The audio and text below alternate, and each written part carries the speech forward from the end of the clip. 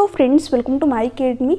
Friends, आज की इस वीडियो में बात करने वाले हैं कि जो आपका नेक्स्ट सीटेट होने वाला है, इससे रिलेटेड क्या कुछ लेटेस्ट अपडेट आई हुई है। इसके साथ साथ जो है आपका फॉर्म फिलअप कब से स्टार्ट होने वाला है, एलिजिबिलिटी क्राइटेरिया क्या रहने वाली है, और इसके साथ साथ जो आपका सिलेबस है इसमें क्या कुछ न्यू चेंज आपको देखने को मिल सकता है। तो सब कुछ डिटेल में देखने वाले हैं आज इस वीडियो में। बने रहिएगा वीडियो के लास्ट तक। चैनल पर अगर आप पहली बार विजिट करें तो चैनल को सब्सक्राइब कर लीजिएगा, बेल आइकन को प्रेस कर दीजिएगा, ताकि ऐसे ही ऑथेंटिक अपडेट आप लोगों को टाइम पर मिलती रहे। इसके साथ साथ जो आपकी क्लासेस है, डेली 12 PM पे CDP की क्लासेस चल रही है, तो आप इन क्लासेस को जरूर फॉलो कीजिए। जिन भी स्टूडेंट ने नोट्स को ले रखे हैं तो आप जो है नोट्स को एक बार रीड कीजिए, इसके साथ साथ जो है इन क्लासेस को फॉलो कीजिए। ठीक है, आप अपने एग्जाम में बहुत ही अच्छा स्कोर करेंगे। अब देखिए, यहाँ पर बात कर लेते हैं कि जो आपका नेक्स्ट सीटेट का नोटिफिकेशन है वो आपको कब तक देखने को मिलेगा। कि देखिए, जो आपका नोटिफिकेशन है अब ये बहुत ही जल्द आपको देखने को मिलेगा। अब इसमें ज़्यादा टाइम नहीं बचा है, यानी मान के चलिए आपके सितंबर के फर्स्ट वीक में आपको अपना नोटिफिकेशन यहाँ पर देखने को मिल जाएगा। और जो आपका नोटिफिकेशन है जैसे ही आउट होता है उसके बाद में जो आपका फॉर्म फिलअप है वो स्टार्ट हो जाता है, और लगभग 1 महीने तक ये प्रोसेस चलता है। ठीक है, यानी सितंबर लास्ट तक जो है आपका अपना फॉर्म फिलअप होगा। तो इस चीज़ को लेकर के बिल्कुल परेशान ना होइए, जो आपका नोटिफिकेशन है ये आपको जल्द ही देखने को मिल जाएगा। ठीक है, इसके साथ साथ अगर बात करें कि आपका एग्ज़ाम कब तक होगा, देखिए जो आपका एग्ज़ाम है, अगर हम बात करें तो एक आपका एग्ज़ाम हुआ है 21 जनवरी को। ठीक है, इसके बाद में जो आपका एग्ज़ाम अभी लेटेस्ट वाला हुआ है ये हुआ है 7 जुलाई को। अब जो आपका नेक्स्ट सीटेट का एग्ज़ाम होने वाला है, अगर दिसंबर में होता है तो एक ही साल में आपको 3 एग्ज़ाम देखने को मिल जाएंगे। ठीक है, और जो सीटेट का रूल है कि एक साल में 2 एग्ज़ाम होते हैं। ठीक है, तो जो आपका मोस्ट ऑफ द केसेस बन रहे हैं कि जो आपका एग्ज़ाम है ये जनवरी के फर्स्ट वीक में जाए, है ना। इसलिए जो आपका नोटिफिकेशन है वो आपको इतना यहाँ पर लेट देखने को मिल रहा है, क्योंकि आपने देखा होगा कि जो 7 जुलाई वाला सीटेट का नोटिफिकेशन था ये आपको बहुत ही जल्द देखने को मिल गया था। ठीक है, तो यहाँ पर जो आपका एग्ज़ाम है ज़्यादातर जो चांसेस बन रहे हैं कि आपका एग्ज़ाम जनवरी के फर्स्ट वीक में किसी भी संडे को ये लोग कंडक्ट करा लें। ठीक है, ऐसा नहीं है कि जनवरी लास्ट तक जाएगा, नहीं, जनवरी के फर्स्ट वीक में ही आपको जो है अपना जो एग्ज़ाम है, एग्ज़ाम की डेट है वो देखने को मिल जाएगी। इसके साथ साथ अगर बात करें कि जो आपका सिलेबस है क्या इसमें कुछ चेंज देखने को मिलेगा या फिर नहीं, तो देखिए इस बार जो है ज़्यादातर जो केसेस बन रहे हैं कि जो आपका सिलेबस है वो इस बार चेंज नहीं होने वाला है। जो आपका एग्ज़ाम का मोड होने वाला है ये आपका ऑफलाइन ही होने वाला है। ठीक है, इसको लेकर के भी स्टूडेंट के कमेंट आए हुए थे कि एग्ज़ाम ऑनलाइन होगा या फिर ऑफलाइन होगा। तो जो आपका एग्ज़ाम है वो अभी ऑफलाइन ही होने वाला है। बट हाँ, अगर आपका सिलेबस चेंज होता है तो जो आपका एग्ज़ाम है ये ऑनलाइन मोड पर भी शिफ्ट हो सकता है। ठीक है, तो अभी जो आपका सिलेबस है इसमें कोई भी आपको चेंज देखने को नहीं मिलेगा। आपका इस बार का जो सीटेट का सिलेबस है सेम ही रहने वाला है। तो अपने प्रीवियस सिलेबस के अकॉर्डिंग ही आप अपनी प्रिपरेशन कीजिए। जो आपका सिलेबस है वो हो सकता है कि अगली बार जो है आपको उसमें कुछ चेंज देखने को मिले, और यहाँ पर जो आपका एग्ज़ाम का मोड है वो भी ऑफलाइन से ऑनलाइन मोड पर शिफ्ट हो जाए। ठीक है, तो इस चीज़ को लेकर के आप परेशान ना होइए, आप जो है अभी अपने प्रीवियस सिलेबस के अकॉर्डिंग ही अपनी प्रिपरेशन कीजिए। इसके अलावा यहाँ पर पेपर थर्ड को भी ऐड करने की बात चल रही है, तो देखिए हो सकता है तो इस बार भी ऐड हो जाए, या फिर जो आपका नेक्स्ट सीटेट होगा उसमें आपका जो पेपर थर्ड है वो ऐड हो। ठीक है, तो दिसंबर वाले सीटेट के एग्ज़ाम में जो है चांसेस कम बन रहे हैं कि यहाँ पर आपका सिलेबस चेंज हो या फिर जो है इसमें पेपर थर्ड ऐड देखने को मिले। जो इसके बाद वाला सीटेट होगा इसमें ज़्यादा आपको चेंज देखने को मिलेगा। तो प्लीज़ जो है अब अपनी तैयारी जो है अभी से स्टार्ट कर दीजिए, क्योंकि फॉर्म फिलअप वगैरह आपका सितंबर तक होता है। ठीक है, उसके बाद में जो है आपका जो करेक्शन का टाइम मिलता है आपको, तो उसमें बहुत ज़्यादा जो है टाइम लगता है, और स्टूडेंट क्या करते हैं जो फॉर्म फिलअप वगैरह सारी चीज़ें उसी में उलझे रह जाते हैं और अपनी प्रिपरेशन नहीं कर पाते। तो अपनी प्रिपरेशन जो है आप अपनी अभी से स्टार्ट कर दीजिए, क्योंकि अभी से थोड़ा थोड़ा करके पढ़ते चलेंगे तो लास्ट टाइम में आपको जो है प्रॉब्लम नहीं होगी, लास्ट टाइम में ईजिली सारी चीज़ें आपकी हो जाएंगी। ठीक है, तो अभी से एक 2 हावर निकाल करके पूरे 24 घंटे में आप तो इतना तो कर ही सकते हैं कि एक घंटा या फिर 2 घंटे निकाल करके जो भी चीज़ें, जो भी आपका सब्जेक्ट वीक है सबसे पहले आप जो है उनको कवर कीजिए। उसके बाद में जो है जो आपके सब्जेक्ट स्ट्रॉन्ग है उनको आप लास्ट टाइम में भी प्रिपेयर कर सकते हैं, है ना। आप लोग जो है अपनी प्रिपरेशन अभी से स्टार्ट कर दीजिए, क्योंकि नोटिफिकेशन आपका जल्दी देखने को मिल जाएगा आपका। इसके साथ साथ अगर बात करें यहाँ पर जिनका भी सेकेंड या थर्ड टाइम वो सीटेट का एग्ज़ाम देने जा रहे हैं, तो उनके लिए क्या कुछ इंपॉर्टेंट चीज़ है। देखिए, अगर आप सेकेंड या फिर थर्ड टाइम सीटेट का एग्ज़ाम देने जा रहे हैं तो एक चीज़ आप ध्यान में रखिएगा कि आपको प्रीवियस ईयर क्वेश्चन पर जरूर लगाना है। ठीक है, वो भी कौन से, क्योंकि बहुत सारे स्टूडेंट को पता ही नहीं रहता है कि कौन सा प्रीवियस ईयर क्वेश्चन पर लगाए। ठीक है, वो बहुत पहले के क्वेश्चन पर लगाने लगते हैं, जिससे कि जो अभी जो लेटेस्ट एग्जाम का पैटर्न आ रहा है उससे क्वेश्चन आपको देखने को नहीं मिलते। तो इसलिए आपको जो क्वेश्चन पर लगाने हैं आपको हार्ड वर्क नहीं स्मार्ट वर्क करना है। ठीक है, तो आपको कब से कब तक का क्वेश्चन पर लगाना है ये ध्यान से सुन लीजिए।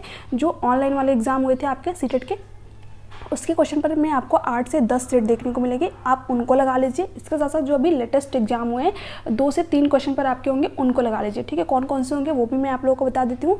एक आपका होगा 20 अगस्त वाला, इसके साथ साथ एक आपका होगा 21 जनवरी वाला और एक आपका होगा 7 जुलाई वाला, ठीक है। सिर्फ यही क्वेश्चन पर, ठीक है, 10 से 15 सेट आपको देखने को मिल जाएंगे, सिर्फ इन्हीं सेट को लगा लीजिए। डेफिनेटली जो है आपको डायरेक्ट क्वेश्चन यहीं से देखने को मिल जाएंगे, ठीक है। तो इन क्वेश्चन पर को लगा लीजिए। इसके साथ साथ जो आपका सब्जेक्ट जिसमें कि आपके कम नंबर आए हैं, अगर आप सेकंड या फिर थर्ड बार सीटेट का एग्जाम दे रहे हैं, तो सबसे पहले देखिए कि कहाँ पर किस एरिया में आपको दिक्कत हो रही है। सबसे पहले उस एरिया को कंप्लीट कीजिए। उस सब्जेक्ट में कम से कम जो है आप 25 प्लस तक स्कोर करने की कोशिश कीजिए। और अभी से प्रिपेयर करेंगे तो वो जो भी सब्जेक्ट में आपका कम नंबर आया हो उसमें जो है ईजिली आप 25, 26, ठीक है, 28 तक स्कोर कर जाएंगे। इसके साथ साथ सिर्फ इन सेट को लगा लीजिए जो मैं आप लोगों के साथ में यहाँ पर बता रही हूँ। सिर्फ जो है 10 से 12 सेट है, आप इनको जरूर लगाइए, आपका एग्जाम में बहुत ही बेहतर स्कोर आएगा, ठीक है। तो अभी से इन चीज़ों को फॉलो कीजिए। जहाँ पर भी दिक्कत आ रही है मैंने आप लोगों को व्हाट्सएप नंबर दे रखा है। इसके साथ साथ मैंने आप लोगों को टेलीग्राम पे भी जो है ग्रुप बना रखा है, तो वहाँ पर जो है आप मुझे जिस भी क्वेश्चन में डाउट आ रहा है वहाँ पर आप मुझसे पूछ सकते हैं, ठीक है। मैं आप लोगों को यूट्यूब पे वो क्वेश्चन सॉल्व करा दूँगी, है ना। और अगर आपको सीटेट सीडीपी के पेड नोट चाहिए तो उसके लिए मैंने आप लोगों को एक व्हाट्सएप नंबर दे रखा है, आप यहाँ पर भी नोट डाउन कर सकते हैं, ठीक है। आप मुझे व्हाट्सएप पर भी मैसेज कर सकते हैं जो भी आपके डाउट हो। ऐसा नहीं कि सिर्फ नोट से ही रिलेटेड, आपको कोई भी डाउट हो, कुछ भी चीज़ें नहीं समझ में आ रही है तो भी आप मुझे इस व्हाट्सएप पर मैसेज कर सकते हैं, ठीक है। आप नंबर नोट कर लीजिए 95550228, ठीक है। तो आप इस नंबर को नोट कर लीजिए। आपको कोई भी डाउट हो, कोई भी क्यूरी हो तो आप नीचे कमेंट सेक्शन में कमेंट करके पूछ सकते हैं या फिर मुझे पर्सनली इस नंबर पर मैसेज भी कर सकते हैं, ठीक है। आपका अगर सेकंड या फिर थर्ड टाइम है तो मैं आपको कुछ टिप्स शेयर कर दूंगी जिससे कि जो आपका सीटेट का एग्जाम है वो ईजिली क्लियर हो जाएगा, ठीक है। आपको बहुत ज़्यादा मेहनत करने की ज़रूरत नहीं है। जितनी चीज़ें मैं बता रहा हूँ सिर्फ इन्हीं चीज़ों को फॉलो कीजिए, आपका एग्ज़ाम जो है अच्छे नंबरों से क्लियर होगा। क्योंकि बहुत सारे स्टूडेंट जो है 5 से 6 महीने मेहनत करते हैं फिर भी लास्ट टाइम में उनका 1 या 2 नंबर से एग्ज़ाम जो है क्वालिफाई नहीं हो पाता है। तो इसलिए जो है मुझे कुछ स्टूडेंट के कमेंट आए हुए थे तो इसलिए मैं आप लोगों को ये कॉन्टैक्ट नंबर शेयर कर रही हूँ। इसके साथ साथ जितने भी इंपॉर्टेंट टिप्स होगी, जो चीज़ें होंगी, मैं आप लोगों को यहाँ पर शेयर कर दूँगी। इसके साथ साथ अगर बात करें एलिजिबिलिटी क्राइटेरिया की, तो देखिए जितने भी स्टूडेंट ऐसे हैं जिन्होंने कि बीएड या डीएलएड कर रखा है और उन्होंने सिर्फ एडमिशन ले रखा है, ठीक है, और उनका फर्स्ट पहला दिन है, तो भी जो आपने सीटेट का एग्ज़ाम का जो फॉर्म फिलअप आता है वो फिलअप कर सकते हैं, अपने एग्ज़ाम दे सकते हैं। और जो आपका अगर आपका जो रिज़ल्ट है वो अच्छा हो जाता है, आप अपने एग्ज़ाम को क्वालिफाई कर जाते हैं तो वो आपका मान्य होगा, ठीक है। तो अगर आपने एडमिशन भी करा रखा है, सिर्फ 1 ही दिन हुआ है, तो भी जो है अपना सीटेट का एग्ज़ाम का जो फॉर्म आता है वो फिलअप कर सकते हैं और जो आपका रिज़ल्ट आएगा वो मान्य भी होगा। इसके साथ साथ अगर बात करें कि जो नंबर है वो कितने नंबर आपको चाहिए, तो अगर आप जनरल कैटेगरी से हैं तो आपको यहाँ पर 90 नंबर चाहिए, अगर आप मेल हो या फिर फीमेल हो, ठीक है। इससे कोई मतलब नहीं है आप मेल हो या फिर फीमेल हो, आपको यहाँ पर 90 नंबर ही चाहिए अगर आप जनरल कैटेगरी से हैं। इसके साथ साथ अगर आप ओबीसी, ठीक है, ओबीसी और एससी कैटेगरी से हैं या फिर एसटी कैटेगरी से हैं तो आपको यहाँ पर 82 नंबर चाहिए। और देखिए ये जो 82 नंबर है सिर्फ अपने स्टेट के लिए, ठीक है। अगर आप यूपी के रहने वाले हैं और यूपी में कोई वैकेंसी आती है तो आप जो 82 नंबर पर वहाँ पर फॉर्म फिलअप कर सकते हैं अगर आप ओबीसी, एससी, एसटी कैटेगरी से, ठीक है। बट अगर आप अदर स्टेट में जाओगे फॉर्म फिलअप करने, जैसे कि बिहार वगैरह में जा रहे हो, तो आपको यहाँ पर 90 नंबर चाहिए, ठीक है।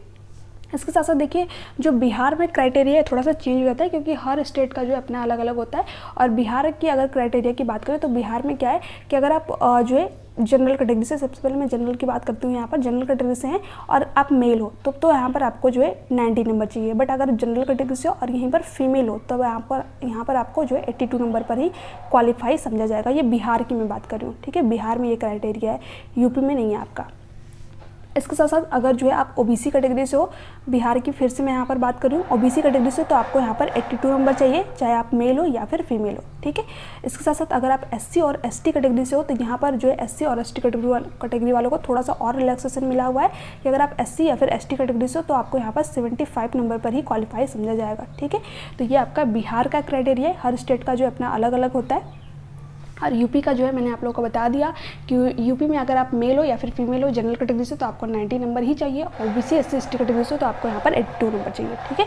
तो फ्रेंड्स ये सारी जो है अपडेट थी एलिजिबिलिटी क्राइटेरिया से रिलेटेड, नेक्स्ट सीटेट का नोटिफिकेशन से रिलेटेड, फॉर्म फिलअप आपका कब से स्टार्ट होगा इससे रिलेटेड, ठीक है। तो सारी चीज़ें मैंने आप लोगों के साथ में डिस्कस कर दी। बाकी जो भी चीज़ें थी मैंने आप लोगों को बता दी किस तरीके से अपने एग्जाम को क्वालिफाई कर सकते हो, क्या कुछ इंपॉर्टेंट टिप्स होंगी। तो ये सारी चीज़ें जो है आप मुझे व्हाट्सएप में मैसेज करके पूछ सकते हो। इसके साथ साथ अगर आपकी कोई जरूर जो कोई भी डाउट रह गया हो तो आप नीचे कमेंट सेक्शन में कमेंट करके पूछ सकते हैं। चलिए मिलते हैं नेक्स्ट वीडियो में, तब तक के लिए bye bye, take care, thanks for watching, thank you so much.